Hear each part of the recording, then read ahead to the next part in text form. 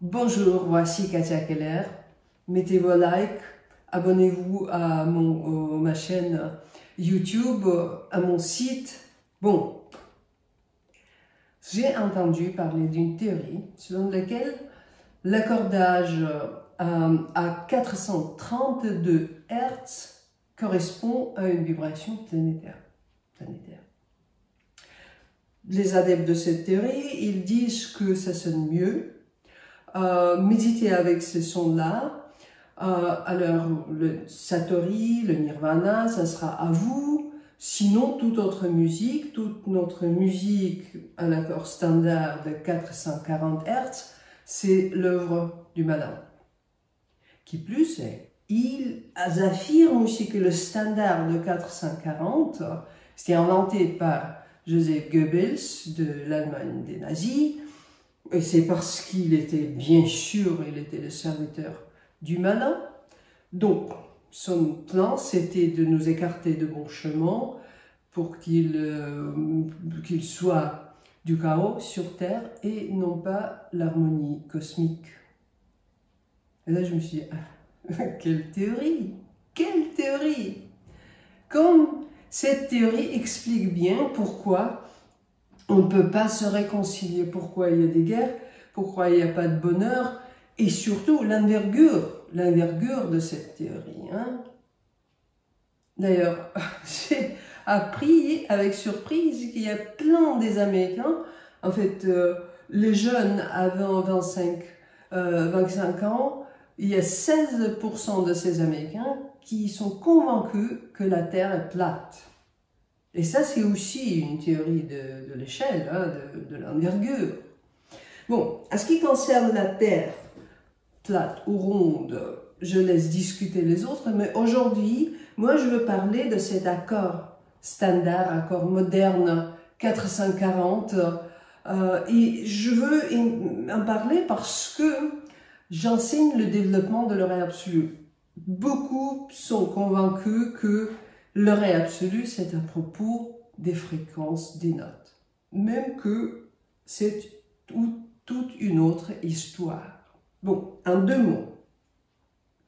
La fréquence d'une note, par exemple, le La. Le La à 440 Hz. Bon, la fréquence de la note, c'est la hauteur de cette note jouée. C'est tout. Point barre, hein? Tandis que l'oreille absolue s'occupe de la couleur tonale.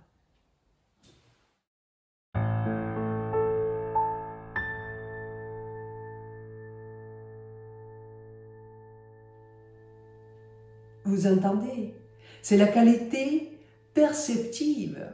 C'est quelque chose qu'on perçoit à travers l'oreille.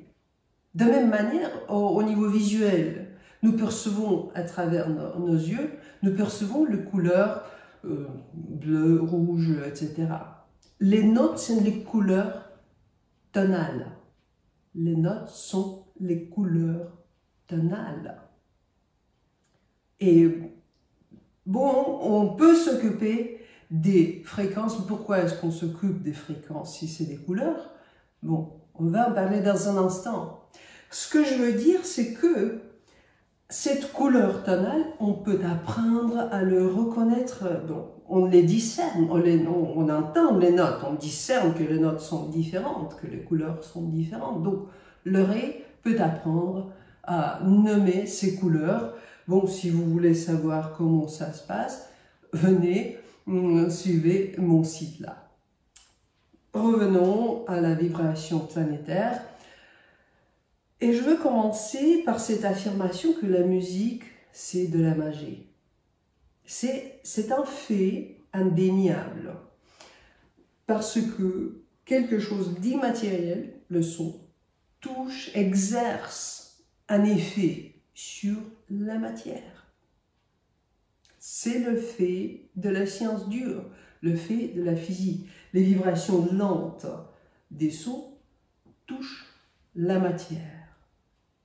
Et même si on laisse du côté la physique, l'expérimentation, votre propre expérience, Pensons, la musique romantique, Schubert, Beethoven, Chopin, cette musique nous touche très fort au niveau des émotions.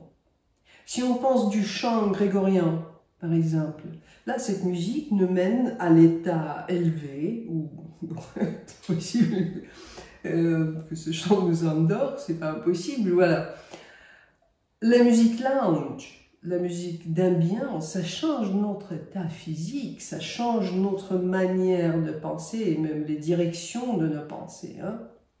Par exemple, dans le foyer d'un hôtel, on se sent mieux, plus à l'aise, plus relâché que sur la rue bruyante de la ville.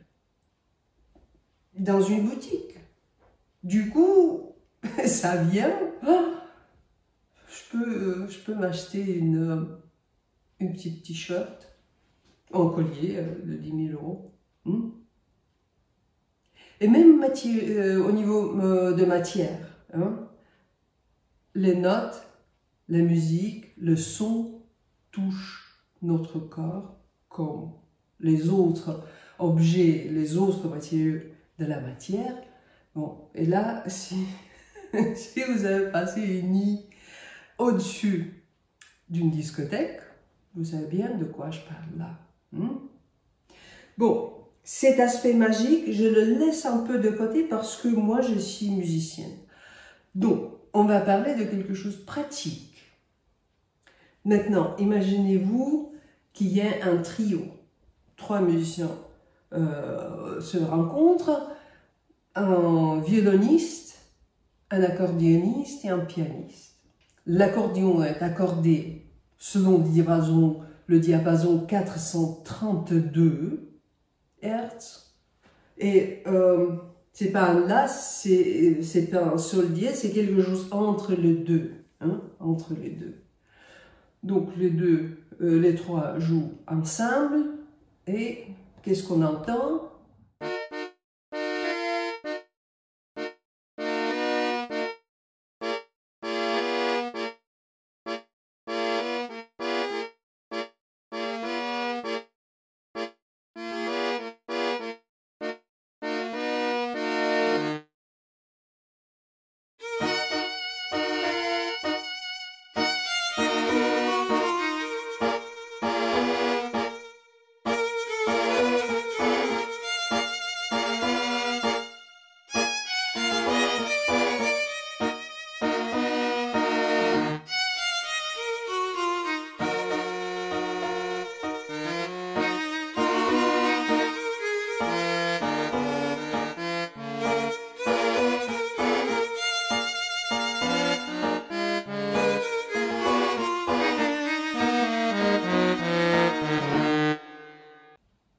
Bon, voilà ce qu'on entend là. Hein. On entend que c'est faux. On entend que c'est faux. Bon, on peut dire, oui, c'est intéressant, mais c'est faux. Et dans cette situation, bien sûr, on peut dire, oui, mais le violoniste, il peut s'accorder selon l'accordéon, mais bon, le piano, ça sera déjà difficile. Hein. Imaginez-vous que cet accordéoniste veut jouer, ou ce pianiste veut jouer avec l'orgue. Là, vraiment, au niveau pratique, il y a un problème. Vous vous souvenez de l'orgue, le grand orgue de Notre-Dame de Paris? De toute façon, avant le feu, hein, le La de cet orgue, c'était pas La, c'était pas Sol dièse, c'était quelque chose entre les deux. C'était ni l'une autre ni l'autre. Et là, bien sûr, bon, ça va pas aller, ça va pas aller. Le problème d'accordage des instruments est technique. À l'époque, bon, il y a longtemps, il était les temps, les musiciens voyageaient peu. Donc ce problème s'est résolu en fait au niveau local. Bon, on est du côté des ménestrels. Les ménestrels, mais c'était quand même, pour la plupart, ils pouvaient s'accorder. C'était pas de problème, hein. Il n'était pas d'accordéon à l'époque là. Mais les autres musiciens, ils vivaient chez soi. Et là, par exemple, à Padovе, leur diapason, à cette époque-là, on parle 18e siècle, leur diapason, c'était comme le nôtre aujourd'hui, 440. En même temps, à Venise, encore, c'est le temps de Vivaldi et aussi une ville des violonistes, des gens qui jouent des instruments à cordes. Pour eux, l'accord, le diapason, c'était 460 Hertz.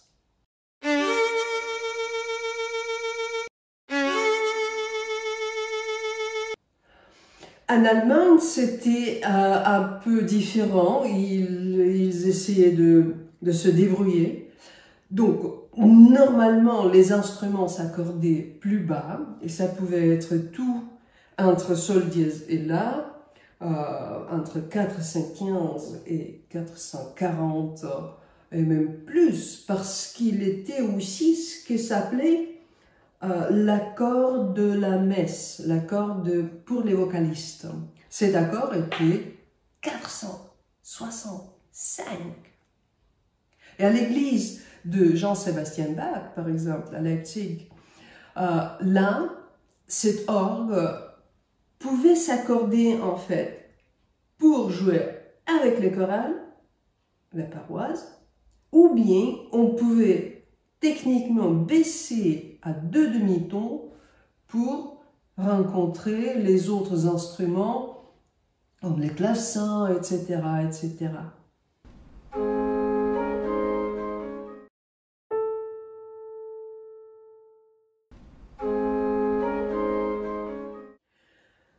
Bon, on s'est débrouillé à l'époque. Mais dès la fin du XVIIIe siècle, le problème, cette question technique, c'est devenu un gêne, un véritable gêne. Bon, imaginez-vous, vous allez aux États-Unis et vous voulez recharger votre téléphone. Mais vous ne pouvez pas le faire parce que la prise n'est pas du tout la même.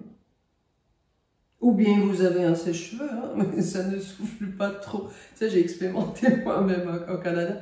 Parce que chez nous, la tension est 220 volts et aux Amériques, c'est en fait 127. Donc, pareil avec les instruments. Le piano est venu et rapidement, mais vraiment, vraiment vite, c'est devenu un must dans chaque maison bourgeoise, partout, parce que c'était un instrument qui est venu largement à la mode. Et dès le début du 19e siècle, 2 pays, la France et l'Allemagne, s'est distingués comme des leaders dans la facturation du piano. Donc, le Pleyel de la France, il a accordé les instruments, les pianos à queue plus tard. Donc, selon le diapason, 442 Hz. Pleyel jugeait que le son de l'instrument était le meilleur avec cet accordage. En Allemagne, comme dit, la tradition, c'était en fait les accordages variés et on n'avait pas de forme, on n'avait pas de diapason universel. Et donc, on pouvait trouver des instruments accordés je ne veux pas dire n'importe quoi, mais à des choses différentes. Moi-même, je joue un instrument datant de 1809, qui était accordé à 439, donc c'est bien au-dessous du La, c'est entre Sol dièse et La. On sait que l'instrument, le piano de Beethoven, s'était accordé à 441, donc le diapason français. On trouve des clavecins à 415, ce qui est un demi-ton au-dessous. Donc en Allemagne, on s'est débrouillé comme on voulait. Qu'on pouvait. Eh bien, arrivent les années 30 du 20e. Le jazz est à la mode. Les orchestres américains, les big bands, tournent partout dans le pays. Et là, bien sûr, les questions d'accordage, c'est devenu vraiment, mais vraiment un problème. Hein? Parce que dans le big band, dans les grands orchestres de jazz, il y a plein des instruments avant qui sont très limités ou, bon, c'est pas possible de les ajuster normalement, hein. Le piano à queue, c'était aussi indispensable. Donc, c'était important. C'était important. Et donc, les Américains, comme d'habitude, ils sont très efficaces. 1936, c'est l'Institut national des standards, American National Standards Institute. Il recommande que tout le monde s'accorde à 440 pour le La. Ici, au-dessus du Do central. Et tout va bien. Tout va bien du coup. Bon, on fait un concert sur Broadway à New York et dans un jour ou deux, on fait un concert à Philadelphia ou dans n'importe quelle petite ville du côte est de l'Amérique où l'orchestre tourne. Bon, pile poil, c'est juste, il n'y a pas de problème, pas de mal à tête. En même temps, on parle des années 30 toujours, en Europe, il y a, ça c'est les temps difficiles, hein. D'abord, la Grande Dépression, financière, après la guerre, donc bon, il n'y a pas de temps de réfléchir sur les pianos, hein. Évidemment, si quelqu'un a influencé ce standard, cette standardisation à 440, on peut dire que c'est les Américains. En Europe, bon, même après la guerre, la fabrication des instruments, la vie musicale n'est pas venue à la hauteur tout de suite après la guerre, hein. Donc, 1955, l'Organisation internationale de normalisation accepte la norme de 440 pour le La. À partir de ce moment, c'est la fréquence de référence standard pour le corner de piano, de violon et tous les autres instruments. Ça m'échappe. Pourquoi quelqu'un a pensé que c'était Goebbels qui a inventé 440? Ça, je sais pas. Peut-être il aimait le jazz. Je doute. Je pense pas. De toute façon, c'était pas Goebbels qui inventait cette fréquence. C'était pas Goebbels qui l'a choisie. Ça, c'est clair. Comme d'eau de roche, on peut dire. Bon. À la vibration planétaire. Tout d'abord, 432.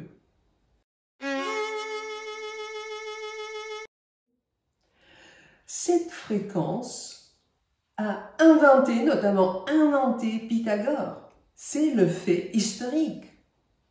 Il a calculé mathématiquement, cette fréquence en fonction de la longueur de sa corde Ré sur sa harpe. Bon, on dit que Pythagore, c'était une personne mystérieuse, etc. Il est impossible que sa harpe était magique, mais bon, qui sait, hein? Je veux pas critiquer les écoles ésotériques comme ça, mais ces arguments à propos de l'accord des instruments de musique, il me semble peu convaincant. Parce que normalement, on peut résumer ces arguments à l'affirmation, ça sonne mieux, hein? J'ai rencontré quelques recherches, ou les descriptions de quelques recherches, faites entre 2016 et 2020. J'ai pas compris qui a mené ces recherches, peut-être les scientifiques britanniques, comme d'habitude. Bon, de toute façon, ces chercheurs, ces scientifiques non identifiés, ils ont prouvé, ils ont fait des études, ils ont prouvé que, par exemple, dans l'ensemble, les membres des groupes 432 Hz, donc les gens qui écoutaient la musique accordée à ce standard-là, ce standard de Pythagore, bon, les gens de ces groupes ont connu une légère diminution de leur fréquence cardiaque, de leur pression artérielle, ont eu tendance à mieux dormir que leurs homologues du camp 440 Hz. Mais, en même temps, ces mêmes recherches montraient que pour les reins, c'était opposé. Quant à l'étude 2017, les reins de groupes expérimentaux ont pris du poids, mais à un taux légèrement plus élevé chez les membres du groupe 440. Et attention, hein, le prix du poids chez les reins, c'est un critère d'amélioration. Et là, la question se pose. J'aimerais bien savoir qui est mieux disposé pour la perception et l'ajustement, l'harmonisation avec la vibration planétaire, la vibration naturelle de la vie.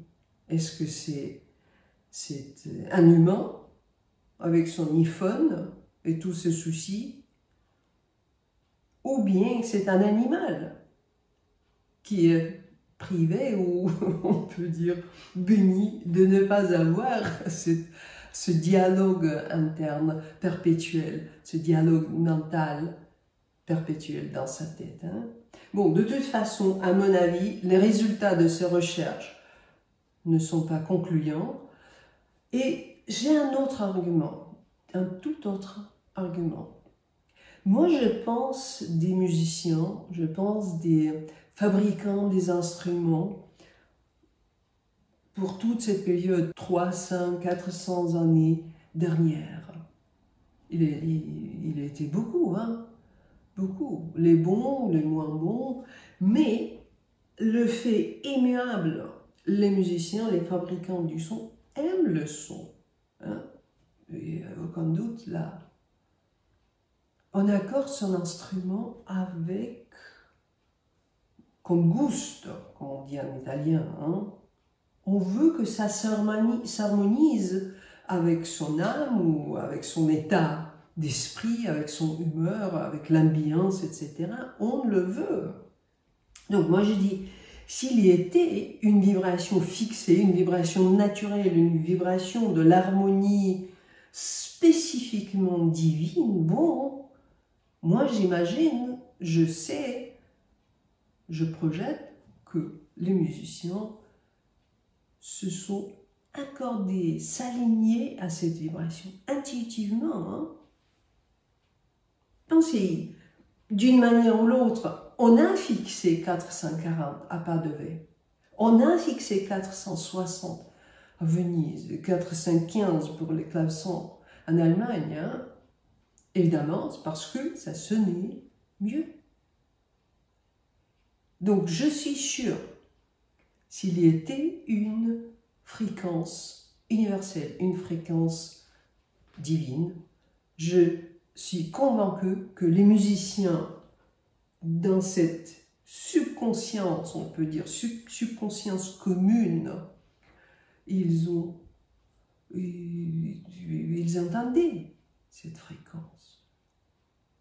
En pratique, un musicien plus sensible à ce genre de vibration ou un état plus sensible, il retrouve cette fréquence, il accorde son instrument à cette fréquence, puis ça sonne mieux. Un autre musicien avec qui il joue, il entend, oui, ça sonne mieux. Hein? On s'accorde pour être à la même, littéralement à la même longueur d'onde. Donc, petit à petit, tout le monde s'alignait sur cette fréquence.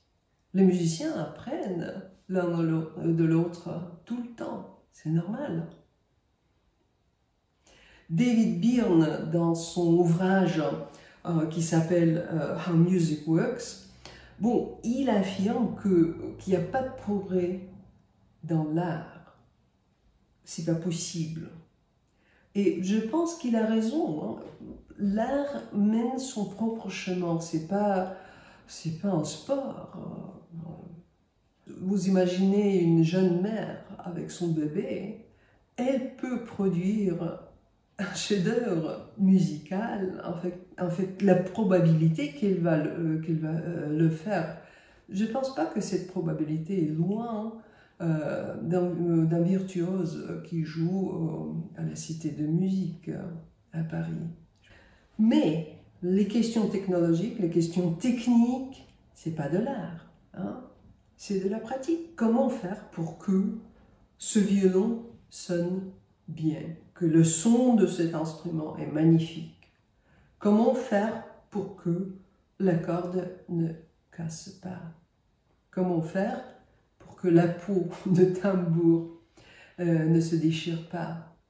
Comment faire pour que le La au piano et le La à hautbois, par exemple, que ça sonne harmonieusement bien ensemble et pas faux. Tous les musiciens rencontrent les questions technologiques ou techniques. Hein? Et on sait, les musiciens le savent, on sait que les instruments ont leur âme. À ce propos, les grands maîtres de facturation des instruments, ils le savent encore mieux, je pense. Surtout les grands maîtres de cette fabrication. Hein. Cette âme de Guarneri, de Stradivarius, d'Amati, on l'entend toujours, même après tous ces ans. Et qui sait, peut-être il y était de la magie. Peut-être. Mais, moi je dirais, ces gens-là, ils entendraient la vibration universelle et divine. Qu'est-ce que vous en pensez, vous? Bon, si vous avez aimé cette vidéo, mettez vos likes, abonnez-vous à cette chaîne. Moi je vous dis bonne continuation et à plus.